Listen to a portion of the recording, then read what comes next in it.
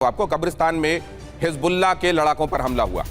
हमले में हिजबुल्लाह के 8 लड़ाके मारे गए। अपने साथी के जनाजे में गए थे हिजबुल्लाह के लड़ाके, और जब वो जनाजे में गए थे वहां कब्रिस्तान के भीतर मौजूद थे, उसी दौरान ये हमला हुआ।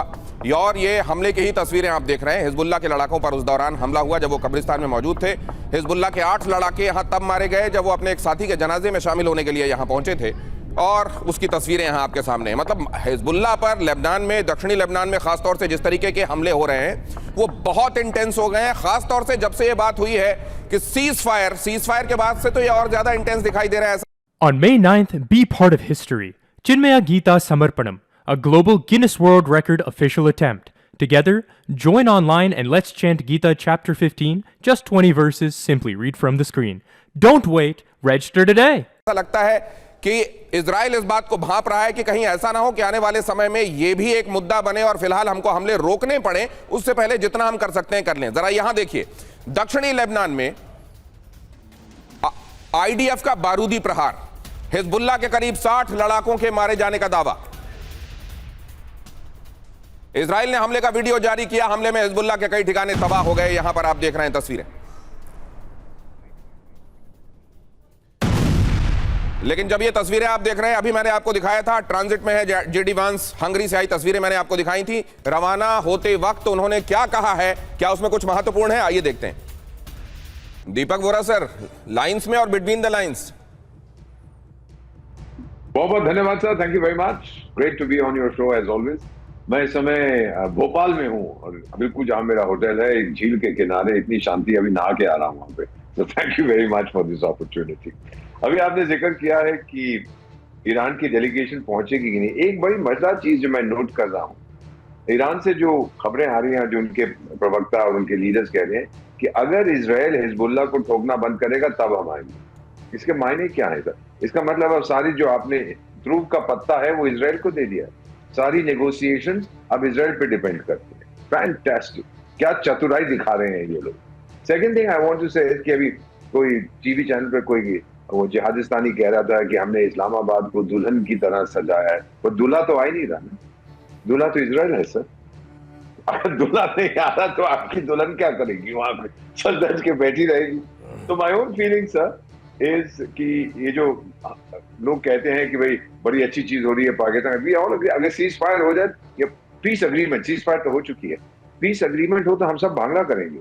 मुझे क्या फर्क पड़ता है अगर शैतान कराता है या शैतान का पोता कराता है, मुझे कोई फर्क नहीं पड़ता कौन करा रहा है। द इम्पोर्टेंट थिंग इज कि स्ट्रेट्स ऑफ हॉर्मुज खुल जाना चाहिए, एनर्जी सप्लाईज नॉर्मल आ जानी चाहिए, तो जो मर्जी कराए उसमें। आप जिनको दूल्हा final thing I want to say sir, जो मैंने सुना है इसको कहते हुए, मिस्टर वोरा, आपने बड़ी मजेदार बात कही, इसको हो नहीं जाने देना चाहता। आपने दूल्हे वाली बात जो कही है, तो दूल्हे को लेकर तो ख्वाजा आसिफ कह रहे हैं कि वो तो कैंसर देश है, वो तो पूरी मानवता के लिए अभिशाप है, हम उनके समाप्त होने की दुआ करेंगे। वो तो इस तरीके की बातें, नर्क में जलें, वो नर्क की आग में जलें। फिर हालांकि उन्होंने ट्वीट डिलीट कर दिया।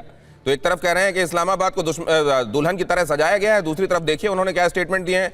तो ये क्या पाकिस्तान भी पूरे खेल को बिगाड़ने में लगा हुआ है? ये भी मैं आपसे आऊंगा तो समझूंगा, लेकिन जरा देखिए, लेबनान की राजधानी बेरूत में भीषण तबाही हुई है, वो जरा खबरें देख लीजिए। बेरूत में किस कदर अटैक किया गया है वो देख लीजिए जरा।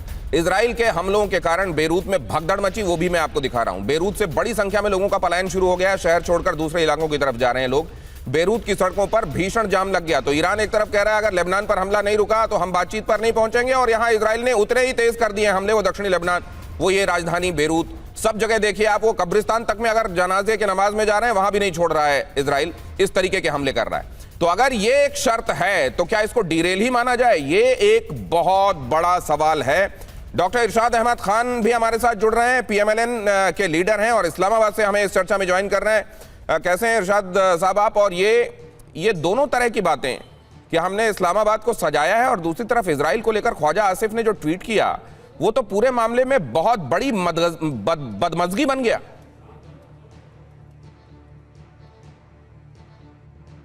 इरशाद अहमद खान, आवाज नहीं जा रही है, शायद उनको इंश्योर कीजिए आवाज जाए। तब तक मैं ये जरा दिखाता हूं आपको लेबनान पर किस तरीके से आईडीएफ ने हमले किए हैं।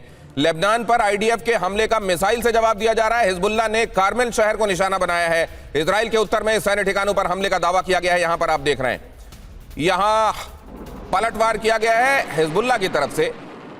ये देखिए इस तरीके से इजराइल की तरफ मिसाइलें रवाना की गई हैं, रॉकेट रवाना किए गए हैं। ये है हिजबुल्लाह का पलटवार। और इस तरफ जब ये सब आप होते हुए देख रहे हैं ग्राउंड जीरो पर, तो इधर पाकिस्तान की तरफ सबकी निगाहें हैं कि क्या वहां ईरान का डेलीगेशन पहुंचता है, क्या वहां अमेरिकी डेलीगेशन पहुंचकर इन दोनों के बीच में बातचीत होती है, और सीज फायर के बाद अब क्या पीस टॉक्स भी होते हैं, और क्या एक प्रिवेलिंग पीस हमको वहां दिखाई देती है। इरशाद अहमद खान, मेरा सवाल यह था कि पूरी कोशिश अभी होनी चाहिए पीस के लिए, लेकिन जिस तरह के बयान आ रहे हैं खुद पाकिस्तान की तरफ से इजराइल को लेकर, जो बातें ख्वाजा आसिफ ने कही हैं, ये पूरा मामला डिरेल हो जाएगा, ये नहीं लगता आपको? बहुत शुक्रिया जी। मैं ये कहूंगा कि देखिए एक बहुत बड़ा सरप्राइज देंगे आप पूरी दुनिया को। हम देखिए, पहले तो ये देखिए दिनेश, हम ये कह रहे हैं मुसलसल, मैं आपके चैनल्स पे कह रहा हूं कि पहली वर्ल्ड वॉर है जो बगैर गोली चलाए हमने अमन करवा दिया। इतनी मोहब्बत, इतनी शांति हो गई पूरी दुनिया में। अभी ये आखिरी हिचकियां हैं इसकी इजराइल की, इंशाल्लाह आप देखते जाइए, कल का दिन का इंतजार कीजिए। देखिए, मैंने 3 रोज पहले भी यही कहा था कि आप देखिए जंग बंद होगी, आप लोग हंसे थे, बोरा साहब थे, आपका एक चैनल दूसरा था जिसमें मैंने कहा था कि रात को देखिए और सुबह में खैर होगी। तो आज भी मैं आपके चैनल पे ब्रेकिंग न्यूज दे रहा हूं कि सुबह तक इंतजार कीजिए, हम आपको सरप्राइज देंगे इंशाल्लाह। नोबेल इनाम के भी हकदार ठहरेंगे मेरे वजीर आजम, मेरे फील्ड मार्शल सैयद हाफिज मुनीर साहब। और आपको मैं कहूंगा कि देखें तो ट्रम्प साहब को क्या होगा, उनका नोबेल कहां जाएगा? देखिए सुने ना दिनेश, मैं कह रहा हूँ पूरी दुनिया मुबारकबाद दे रही है, पूरी दुनिया फूल भेज रही है, तो आप हमारे पड़ोसी हैं। अरे तो हम भी अभी आपने सुना नहीं एम्बेसडर वोहरा ने क्या कहा? एम्बेसडर वोहरा ने कहा कोई कराए, वो बेशक पाकिस्तान हो, वो बेशक आतंकवाद को जन्म देने वाला देश हो, वो बेशक एक ऐसा देश हो जिसके ऊपर हम कभी एतबार नहीं कर सकते, वो ऐसा देश हो जो आतंकवाद को पनपाता है, ये पूरी दुनिया जानती है, लेकिन उसके बावजूद अगर कोई अच्छा काम कर रहा है तो अच्छा काम करने वाले को शाबाशी मिलनी चाहिए। आप ये कर रहे हैं तो आपके क्रेडिट में जाता है, कोई बात नहीं। लेकिन मैं दूसरी बात कह रहा हूं, नहीं बात दूसरी है सर। बात ये है कि ख्वाजा आसिफ कह रहे हैं, आप भी देखिए क्या कह रहे हैं इजराइल को। इजराइल के साथ इतनी तलखी रखते हुए आप अमेरिका को बातचीत की टेबल पर बुला रहे हैं और आप अपने आप को मीडिएटर कह रहे हैं। देखें, मैं ये कह रहा हूं इजराइल को मैं भी बुरा कहता हूं। हमारे अजीम पासपोर्ट पे कहीं नाम इजराइल का नाम नहीं आएगा। इजराइल का नाम लेने के बाद हम 10 दफा नहाते हैं, गुस्ल करते हैं, वजू करते हैं। आपको मैं एक बात बताऊं कि इजराइल के खत्म होने का वक्त आ गया। अच्छा ये बताइए, अगर मैं इजराइल का दोस्त हूं, एक सेकंड, अगर मैं इजराइल का दोस्त हूं, आपको गवारा हूं कि नहीं हूं? देखें, आप जरा सुनिए, मैं बताइए, अगर इजराइल के साथ दोस्ती रखता हूं, आपको गवारा हूं कि नहीं हूं? आप मेरी बात पूरी सुनेंगे कि नहीं सुनेंगे? कुछ चीजें होती हैं जो ग्राउंड पे नजर आ रही है। नहीं, आपने ये भी कह दिया ना इजराइल के खत्म होने का वक्त आ गया है। आपने एक बात कही अभी, अगर मैंने दुरुस्त सुना, आपने ये कहा इरशाद, आपने ये कहा है कि इजराइल के खत्म होने का वक्त आ गया है। आपने ये लाइन कही है ना? बिल्कुल खत्म होने का वक्त आ गया। ट्रंप के सामने आप ये बात कह सकते हैं, डोनाल्ड ट्रंप के सामने, कि इजराइल के खत्म होने का वक्त आ गया है? जो चैनल आपके जिस पे मैं बैठा हूँ, पूरी दुनिया इसको देख रही है, पूरी दुनिया ये आपके चैनल को देख रही है। अरे आपके शहबाज शरीफ या असीम मुनीर ये कह सकते हैं ट्रंप के सामने? ये आपकी सुन कौन रहा है? हम सुन रहे हैं, टेलीविजन देखने वाले वहां ट्रंप सुन रहे हैं क्या आपकी? मैं आपसे जो पूछ रहा हूँ वो ये पूछ रहा हूँ, असीम मुनीर या शहबाज शरीफ कह सकते हैं क्या दिनेश, अगर इजराइल खत्म हो जाएगा? ये बात उनके सामने कह सकते हैं आप? जब वो जेडी वांस आएंगे कहेंगे आप उनके सामने?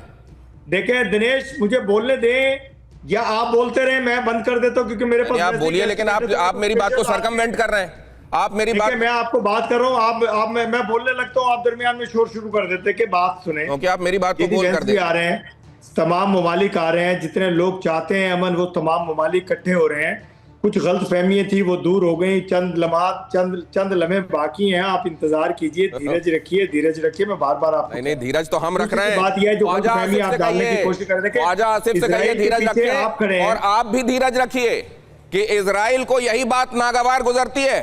जो भी कहता है वो खत्म होने वाला है, डेथ टू इजराइल, ये बात इजराइल को बहुत नागवार गुजरती है। और ये बात आप ध्यान रखिएगा, फिर वो कुछ नहीं देखता कि ट्रंप सामने खड़े हैं कि कौन सामने खड़ा है। जो उसके एग्जिस्टेंस पर सवाल खड़े करेगा उसकी तरफ फिर वो बम गोले बारूद सब भेजने लगता है। तो मैं आपकी सलामती के लिए आपको एडवाइस दे रहा हूं, आप इसको अन्यथा ना लें।